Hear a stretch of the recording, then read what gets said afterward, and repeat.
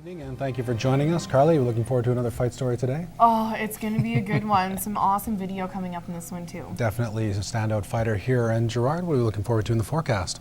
Well, we've had a mixed one today. Let's see what we're looking forward to answer your questions, certainly. +7, we actually got to +8 just at about 1 o'clock. Mostly sunny morning, but it's given way to a mixed afternoon. 31% is the humidity. The winds out of the west-southwest at 9.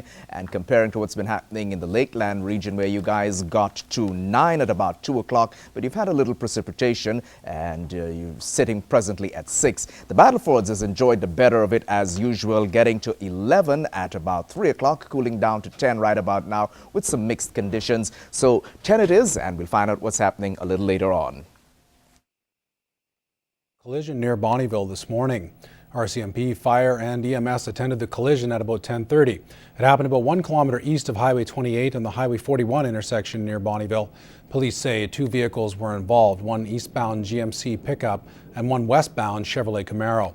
The drivers of both vehicles were found dead at the scene. The Jaws of Life was used to remove the other 3 passengers of the truck. They were all injured and sent to hospital, but the degree of injuries is not considered life-threatening. The RCMP's initial investigation shows the Camaro crossed the center line and hit the oncoming truck. Both vehicles ended up in the south ditch with the truck rolled onto its roof. Highway 28 was closed for about 4 hours as police conducted their investigation of the crash scene.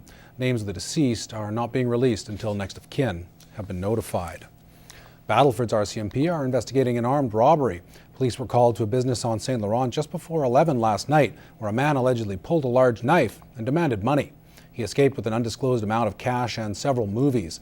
The man is about 6 feet tall and weighs approximately 250 pounds and had a bruise on the right side of his forehead. He was wearing a white camo-style hooded sweatshirt and a white bandana.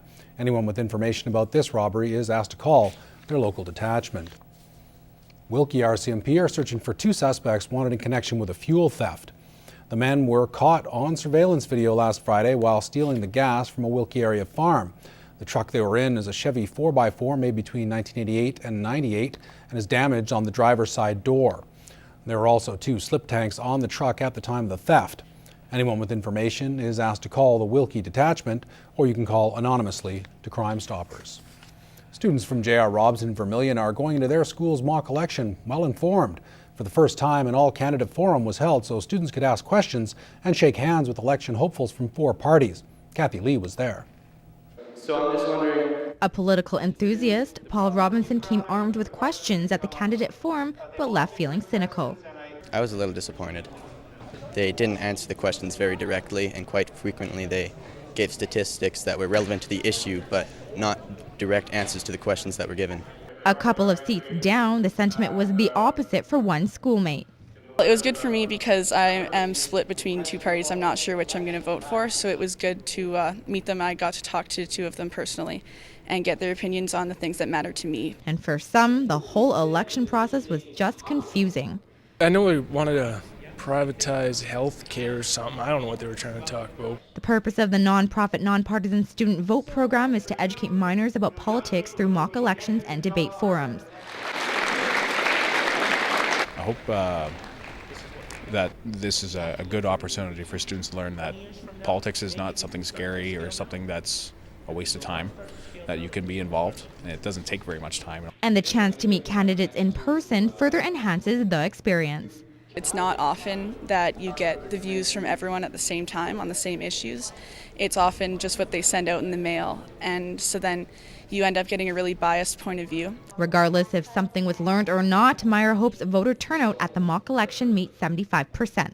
And then show that to the rest of the country as saying, well, if only 59% of you voted in the last election and more than 75% of the kids are voting in Canada, why can't you come out and vote? Why only 59%?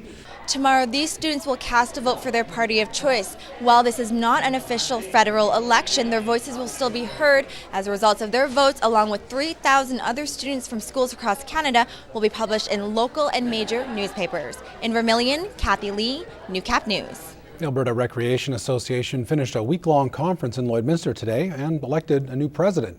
Kim Snell from Beaumont will be overseeing Alberta Recreation for the next 2 years. She says her focus will be on training and providing support to smaller communities.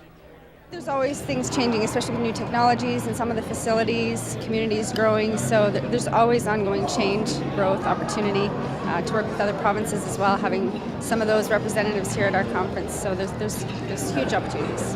When you run into problems at your own facility, it's nice to be able to rely on other people and communities for their assistance so that you don't have to struggle through those situations by yourself. The 4-day conference saw dozens of sessions on topics like aquatics, parks, arenas, and leadership.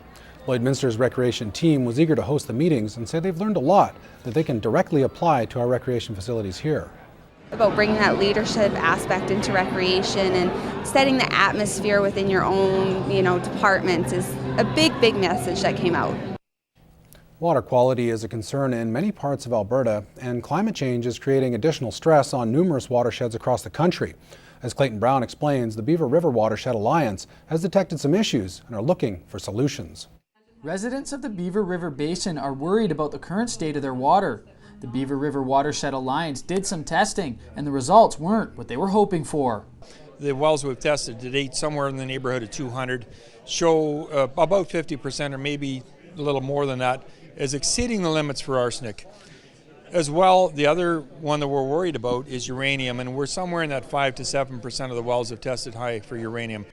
Joe Persak is a watershed planner, and he says proper research is crucial to addressing the issues. We do want to really do an assessment of what the problems are from a biological perspective, from a water quality analysis perspective, and then trace that back to what might be the cause of those situations.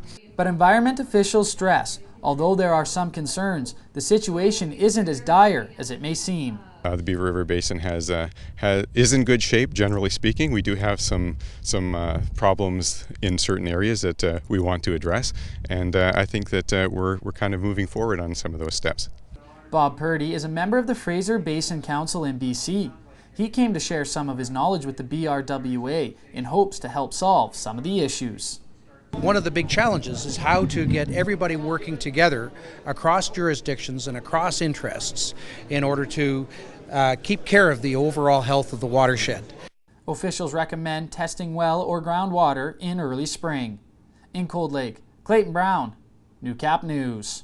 Some small school kids have been asking some big questions for a project in Lloydminster. We'll see the answers they got coming up after the break.